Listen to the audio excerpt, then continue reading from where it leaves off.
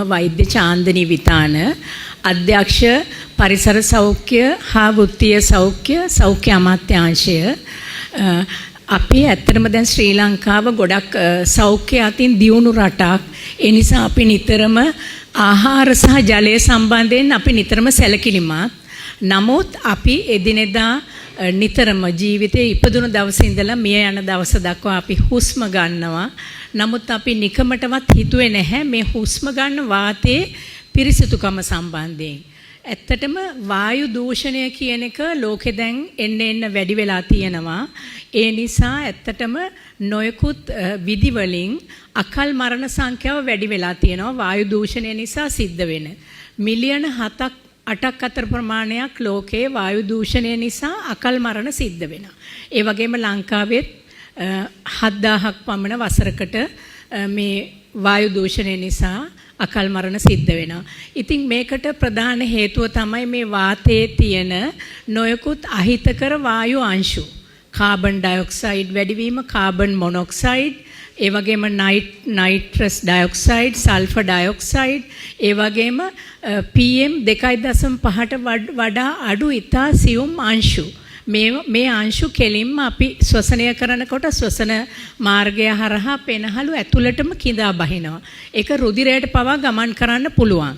ඒ නිසා අපිට ඇතිවෙන නොයෙකුත් ශ්වසන රෝග තියෙනවා. ඒ වයින් ප්‍රධාන වශයෙන්ම ඇදුම හතිය. දැන් ලංකාව අපි දන්නවා ගොඩක් ඇදුම හතිය රෝගීන් වැඩි වෙලා තියෙනවා. ඒ වගේම තමයි කල් පවතින පෙනහළු රෝග. ඒ වගේම පෙනහළු පිළිකා.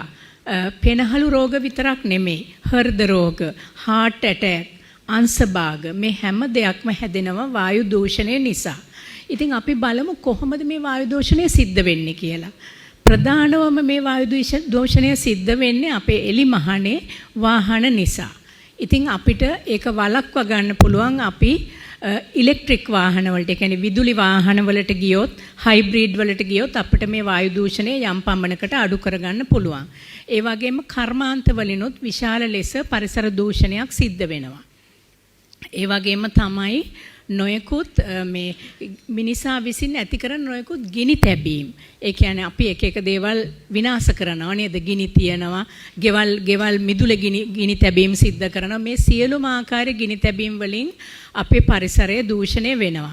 ඉතින් ඇත්තටම මේ ලෝකයේ දැන් ඒ පරිසර දූෂණය, වායු දූෂණය මනින මිනුම් දණ්ඩක් තියෙනවා. අපි ඒකට කියන්නේ එයා ක්වොලිටි ඉන්ඩෙක්ස් කියලා. එතකොට ලංකාවෙත් යම් ප්‍රදේශවල දැන් ඒ එයා ක්වොලිටි ඉන්ඩෙක්ස් එක මනිනවා. අපි ඒක වර්ණ දර්ශකයකින් තමයි මේ ඒකේ මිනුම ප්‍රධාන වශයෙන් ගන්න. ඒකේ ක්‍රමාංකණය කරලා තියෙනවා. එතකොට අපි ඒකේ කොළ පැහැය ග්‍රීන් කියලා කියන්නේ හොඳ වායු දූෂණය අවම හොඳ පරිසර තත්වයේ තමයි කොළ පාට. කහ පාට කියන්නේ මධ්‍යස්ථයි. ඒ කියන්නේ මධ්‍යස්ථ මට්ටමේ තියෙනවා නම් ඒක කහ පාට ගැන ගණයට වැදෙනවා. ඒත් පරිසරයට සාමාන්‍යයෙන් මේ හිත කරයි. නමුත් රතු පාට, තැඹිලි, රතු, ඒ වගේම දම් පාට, දුඹුරු, ඒ වගේ ක්‍රමයෙන් වැඩි වෙලා යනකොට පරිසර දූෂණය, වායු දූෂණය වැඩි වෙලා පරිසරය, ඒ කියන්නේ මනුෂ්‍ය ශරීරයට අහිතකර තත්වයට යනවා. විශේෂයෙන්ම රතු පාට කියන්නේ ඊටම අහිතකර තත්වය. දම් පාට, ඒ වගේම තද දම් පාට, දුඹුරු වගේ යනකොට ඊටමත් අහිතකර තත්වයක්. ඉතින් මේ අපි මේ මිනුම් දණ්ඩ දාලා තියෙන්නේ අපිට මේක මැනලා පරිසරය ආරක්ෂා කරගන්න ඕන නිසා. ඉතින් අපි බලමු මේ ඇත්තටම ගෙදර දැන් අපේ ගෘහස්ත වායු දූෂණය ගත්තොත් ඒක 5 ගුණයකින් වැඩි පරිසර වායු දූෂණයට වැඩිය. මොකද අපි ගේ ඇතුලේ වාතය ගොඩක් දූෂණය කරනවා. ඉතින් අපි ඒක අඩු කරගන්න ඕන. විශේෂයෙන්ම අපි ගෙදරක කුස්සිය ගත්තොත් තවමත් ගොඩක් ගෙවල් වල කෑම පිසීම සිද්ධ කරන්නේ කාන්තාවන් අතින් ගොඩක් දරලිප් භාවිතා කරනවා. එතකොට මේ දර දහණය වෙනකොට ගොඩක් අහිතකර වායුව පරිසරයට නිකුත් වෙනවා. මේ අහිතකර වාතය ඇත්තටම එළියට යන ක්‍රමයක් අපේ කුස්සිවල ගොඩක් දුරට නැහැ. ඉස්සර තිබුණා දුම් කවුලුව නේද? ඉස්සර චිමිනියක් තිබුණා වහලේ. දැන් ඒකත් නැහැ. ඒ වගේම ගොඩක් ගෙවල් වල ජනෙල් දොරවල් මේ කුස්සියේ ජනෙල් දොරවල් අඩුයි. එක්ක එහෙම තිබුණත් වහගෙන තමයි උයන්නේ. ඉතින් ඒ දේවල් වලදී අර පරිසරය ඇතුලේ මේ වාතය එක් රැස් වෙනවා අහිතකර වාතය දැනට සොයාගෙන තියෙනවා ගොඩක් පෙනහළු පිළිකා ඉස්සර තිබුණේ ගොඩක් සිගරට් පානය කරන පිරිමින්ට දැන් කාන්තාවන්ගේ පෙනහළු පිළිකා ගොඩක් වැඩි වෙනවා. ඒක දැනට ලංකාවේ හොයාගෙන තියෙන දෙයක්. ෂාප් ප්‍රයිස් එකක් තියෙනවා. මොකද මේ අර සංවෘත කුස්සිවල මේ වගේ දේවල් සිද්ධ වෙන හින්දා. ඒ වගේම තවත් අහිතකර පිසුම් ක්‍රමයක් තමයි භූමි තෙල් ලිප. එතකොට භූමි තෙල් ලිප මේ වගේ සංවෘත කුස්සියක් ඇතුලේ ඉඳලා මේ පාවිච්චි කරනකොට ගොඩාක් අහිතකර දේවල් ඇරොමැටික් හයිඩ්‍රෝකාබන්ස් වගේ ගොඩක් අහිතකර වායු නිකුත් කරනවා. ඒවා කෙලින්ම උග්‍ර පිළිකාකාරක.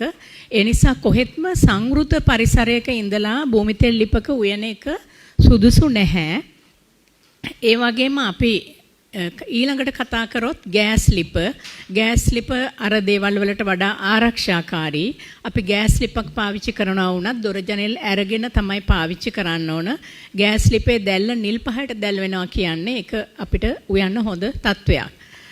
වඩාම හොඳ පිසුම් ක්‍රමය තමයි ඇත්තටම ඉලෙක්ට්‍රික් මේ කියන්නේ විද්‍යුත් උපකරණ භාවිතයෙන් පිසුම් කිරීම.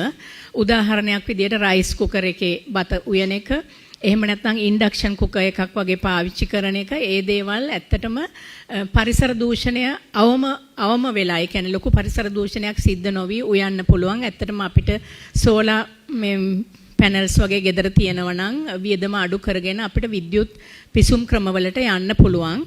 ඊට අමතරව අපේ මේ ගෙදර පරිසරය විනාශ කරන තවත් දෙයක් තමයි නොයෙකුත් දහනයන් මේ ගේ ඇතුලේ පාවිච්චි කරන එක. හඳුන් කූරු, එහෙම නැත්නම් කට්ට කුමච්චල්, මේ දුම් අල්ලනවා. ඒ දේවල් වලින් අපේ පරිසරය ඇතුළ ගොඩක් දූෂණය වෙනවා. ඇත්තටම අපේ කාන්තාව ඉස්සර දරලිප් වලින් ඉව්වේ එළියේ තියෙන මඩුවක. එහෙම නැත්නම් ඉස්සර කුස්සියේ තිබුණේ බාග බිත්ති. ඉතින් ඒ නිසා ගොඩක් මේ අද වගේ නොයෙකුත් ශ්වසන රෝග හැදුනේ නැහැ.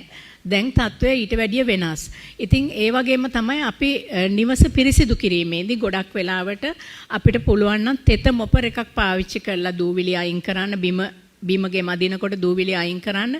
එහෙම නැත්නම් ගෙදර අපිට වත්කමක් තියෙනවා නම් වැකියුම් එකක් පාවිච්චි කරන්න. මේ දේවල් ඇත්තටම බිම කොසෙන් දූවිලි අවසල අතු ගන්නවට වඩා ගොඩක් සෞඛ්‍ය ආරක්ෂිතයි. ඒ වගේම තමයි එක්ස්හෝස් ෆෑන් එකක් අපිට කුස්සියට හයි කරගන්න පුළුවන් නම්, ඒ කියන්නේ ඒවා මිල අධිකයි කියලා අපිට කියන්න බෑ. අපේ ගෙවල් වල ඊට වැඩිය මිල අධික දේවල් තියෙනවා නේද? අපේ ගෙවල් වල මේ ශීතකරණ තියෙනවා.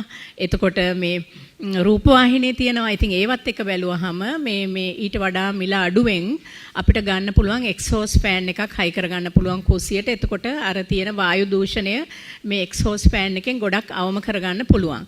ඉතින් ඔන්න ඔය දේවල් තමයි මේ ඇත්තටම අපිට අපේ පරිසරය ආරක්ෂා කරන්න තියෙන දේවල්. ඉතින් මේ දේවල් හැම දෙයක්ම පාවිච්චි කරලා අපේ පරිසරය අපේ අනාගත පරපුරටත් ඉතුරු කරලා අපි වායු දූෂණය අවම කරන පරිසරයක් නිර්මාණය කරමු. ස්තුතියි. ආහාර පිළිවෙල දර ලිපේ වෙන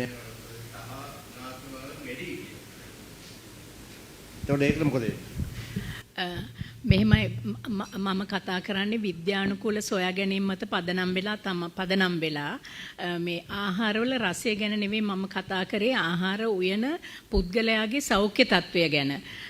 දරලිපක උයනවා නම් අපි එලි මහනක, ඒ කියන්නේ එළියේ මඩුවක් හරි ඒ වගේ දෙයක මේ උයනවා නම් ඒක හොඳ තත්වයක්. එහෙම නැතුව අපි දැනට ගෙවල් හදලා තියෙන සංවෘත පරිසරයක් ඇතුලේ, කියන්නේ අපේ කුස්සිය ගත්තොතින් ගේම කොටසක් විදියටනේ දැන් තියෙන්නේ. එතකොට පරිසරය සංවෘතයි. ඒ වගේ පරිසරයක දරවලින් නිකුත් කරන විශාල දුමාරය මුළු ගේ ඇතුළෙම කරකැවෙනවා. ඉතින් එතකොට කුස්සිය උයන එක්කෙනාට විතරක් නෙවෙයි මේ ගෙදර ඉන්න පොඩි ළමයින්ට අනිත් හැමෝටම ඒක හානි කරයි. ඇත්තම් නිවාසම් කියන පුළුවන් එලි මහන ගොඩක් මේ දැන් කසල ගිනියම් ප්‍රශ්නකුත් තියෙනවානේ. ඒ නිසා කොළ වර්ග ඊට පස්සේ පොලිතීන් මේ වගේ දේවල් පුච්චන ආකාරය දක්වන්න ලැබෙනවා. ඒක අවම කරගන්නත් පුළුවන් මේ රජයේම තමයි. නමුත් ඒ දේවල් වෙන්නේ නැති නිසා ජනතාව පිළිවෙල තියෙනවා රහම පුච්චලා දාන්න. ඔය ඉතින් ඇත්තටම කුණු ගොඩවල් පුළුස්සන එක ඊටාම හානිකරයි. අපි කොළ පිලිස්සුවත් නොයෙකුත් අහිතකර වායුන් පරිසරයට නිකුත් කරනවා. ඒ වගේම පොලිතීන් මේ ප්ලාස්ටික් වගේ දේවල් ගිනි තැබීමෙන් ඊටාමත්ම හානිකර පරිසරයට ඊටාම හානියක් සිද්ධ වෙනවා. ඒ වගේම නොයෙකුත් මනුස්ස ශරීරයටත් විශාල හානි සිද්ධ වෙන්න පුළුවන්. විශේෂයෙන්ම පෙනහළු පිළිකා විතරක් නෙවෙයි ලියුකීමියා ඒ වගේ නොයෙකුත් අහිතකර තත්ත්වයන් ඇති වෙන්න පුළුවන් මේ ගිනි තැබීම නිසා.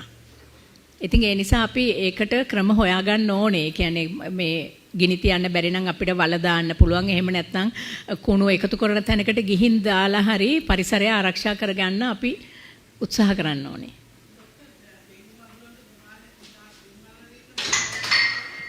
ඒක ඉතින් බොහොම කෙටි කාලීනව කරන දෙයක් නේ. ඒ කියන්නේ ඒක ඩෙන්ගු මේ රෝගේ වැඩිපුර ව්‍යාප්ත වෙලා මිනිස්සුන්ට ජීවිත තර්ජනයක් තියෙන වෙලාවක කරන කෙටි කාලීන වැඩසටහනක් තමයි ඒ දුමාරය ඇල්ලීම. අපි gedara dore හැමදාම කරන දේවල් වලින් තමයි අපිට දීර්ඝ කාලීන අහිතකර ප්‍රතිඵල ලැබෙන්නේ.